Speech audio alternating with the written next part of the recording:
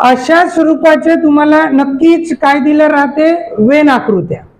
आणि तुम्हाला प्रश्न करते की समजा आता हा एक प्रश्न आपण घेतला आहे ना, मग याच्यात म्हणून की स्त्रिया, माता, सरपंच या घटक संचासाठी याच्यातली कोणती समजा वेन आकृती लागेल. 4 ऑप्शन असेल खाली पर्याय है ना. ठीक, मग आपल्याला ओळखायचं आहे की स्त्रिया, माता, सरपंच म्हणजे माता पूर्णच्या पूर्ण स्त्रिया या घटकात जाईल है ना. म्हणजे असा एक घटक आहे जो पूर्णच्या पूर्ण या मोठ्या घटकात समाविष्ट होईल. मग असं पूर्णच्या पूर्ण समाविष्ट होईल. इथं दिसते, इथंही दिसते है ना, इथंही दिसते, इथं दिसत नाही. ठीक, म्हणजे हा तर पर्याय नसणार. ओके, आणि इकडं एक पुन्हा घटक संच दिसते, तो म्हणजे सरपंच. मग हा सरपंच केव्हा केव्हा यालाही पण टच करेन, यालाही पण टच करेन, कारण सरपंच हा पुरुष सुद्धा असू शकते. त्याच्यामुळे हा पूर्ण याच्यात समाविष्ट होणार नाही, परंतु या दोघांनाही अंशतः संबंधित असेल. मग याच्यासाठी आपण या प्रकारची वेन आकृती पाहिली होती है ना.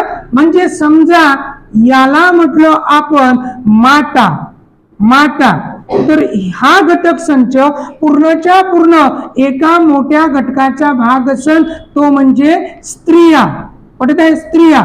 आणि हा जो सरपंच आहे हा अंशतः असा संबंधित आसन.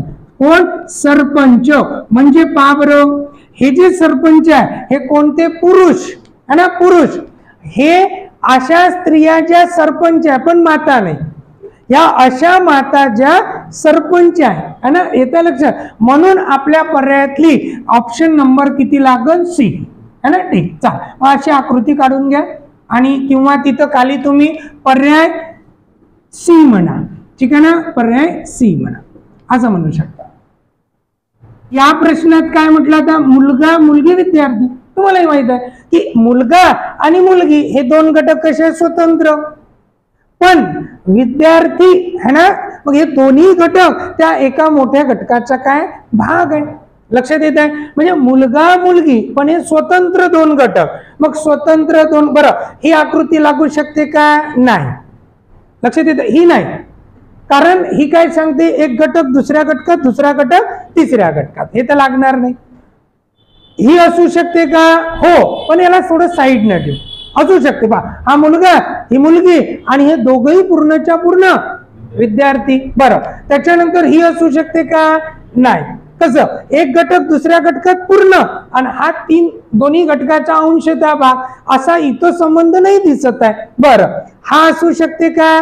पहा, हा समजा म्हटलं आपण मुलगा है ना, आणि किंवा हा म्हटलं विद्यार्थी, हा म्हटलं मुलगा, हा म्हटलं विद्यार्थी, मग ही मुलगी जरी सेपरेट आहे पण विद्यार्थी सुद्धा मुलगी असू शकते है ना. ठीक आहे ना, त्याच्यामुळे नाही. बरं, हे असेल का?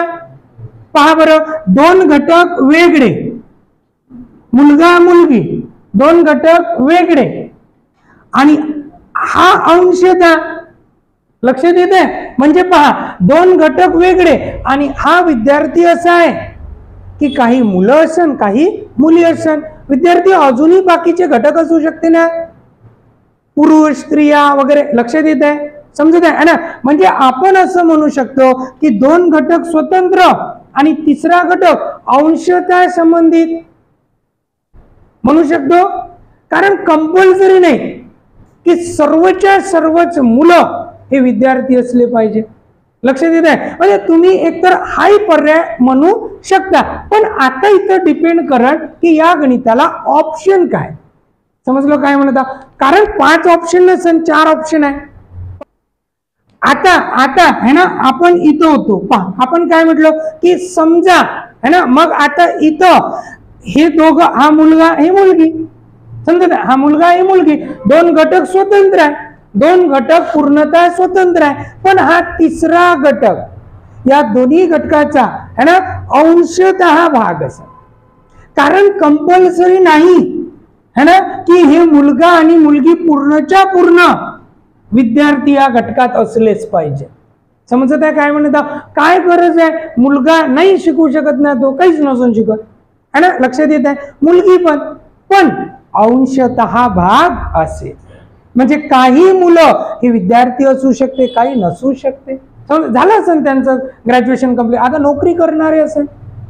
आणि लक्षात येत आहे, काही मुली समजा हे विद्यार्थी असेल आणि हे असे विद्यार्थी जे मुलगा आणि मुलगी व्यतिरिक्त आहे, पुरुष आहे, स्त्री आहे वगैरे. लक्षात येत आहे. म्हणून आता आपल्या या प्रश्नाचं उत्तर काय असेल, समजत आहे? पहा आता या प्रश्नात मंत्रिमंडळ, गृहमंत्री, मंत्री है ना, ते असं दिलंय. आता आपल्याला माहित आहे की एक असते पूर्ण मंत्र्यांचं मंत्रिमंडळ, मंत्र्यांचं मंत्रिमंडळ, बरोबर ना? ठीक. आणि गृहमंत्री हा कोण असेल? पूर्ण मंत्री. गृहमंत्री हा कोण म्हणेल? जो मंत्री आहे त्यालाच गृहमंत्री खातं देते. म्हणजे गृहमंत्री हा पूर्णपणे मंत्र्यात असेल आणि मंत्रीपासून काय बनते? मंत्रिमंडळ, है ना. मग एक घटक दुसऱ्या घटकात पूर्णपणे आणि दुसरा घटक तिसऱ्या घटकात पूर्णपणे. म्हणजे हा गृहमंत्री हा मंत्र्यात आहे आणि मंत्री हा पूर्ण मंत्रिमंडळात आहे. लक्षात येत आहे? त्याच्यामुळे आपल्या इथं उत्तर काय असेल? पर्याय ए. म्हणजे आपली डायग्राम कोणती लागण इथं? ए.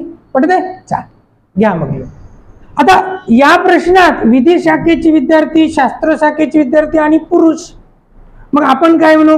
हे दोन घटक टोटल एकमेकांपासून कसे आहे? वेगळे. मग दोन घटक एकमेकांपासून वेगळे आहे, पण हा तिसरा घटक या घटकाचाही भाग असू शकते, या घटकाचाही भाग असू शकते, है ना.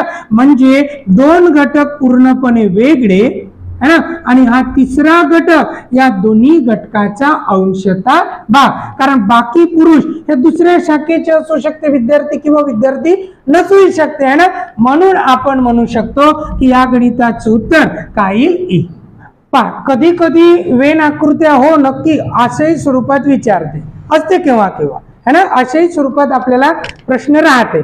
मग आता याच्यात काय म्हटलं होतं की ए नावाचा असा जो दिसत आहे, ए हा गट नोकरी करणाऱ्या माणसांचा आहे. म्हणजे याच्या आतमध्ये 48, 18, 4, 23 एवढे येते, हे नोकरी करणारे आहे. बी बसने प्रवास करणारे माणसं आहे, म्हणजे हा जो आहे ना बसने प्रवास करणारे आहे. सी रेल्वेने प्रवास करणारे. मग आपल्याला प्रश्न असा आहे, नोकरी करणारे किती माणसे प्रवास करतात? म्हणजे प्रवास झाला पाहिजे त्यांचा, असे नोकरी करणारे माणसं किती, असा प्रश्न आहे. नोकरी करणारे लागत. आता हे जर बघलं, हे प्रवास करणारे आहे, पण हे नोकरी करणारे नाही ना, नोकरी करणारे आहे. पण लक्षात येत आहे, हे प्रवास करणारे आहे, हे रेल्वेने जाणारे असेल, बसने जाणारे असेल, पण आपल्याला नोकरी करणारे लागत. म्हणजे कन्फर्म उत्तर या आपल्या चौरस मधलंच असेल. नोकरी करणारे किती माणसं प्रवास करतात? तर नक्कीच हा 23, 4 आणि 18 एवढे जण काय करते? प्रवास. म्हणून या गणिताचं उत्तर है ना काय म्हणू शकता तुम्ही? 18 अधिक 4 अधिक 23 एवढे नोकरी करणारे माणसं काय करते? प्रवास. म्हणजे 8 आणि 4 12, 13 14 15 5 1 2 2 4 म्हणजे किती माणसं? मग 45 माणसे अशी आहे जे नोकरी करतात आणि प्रवास पण करतात, है ना. ठीक लिहा मग.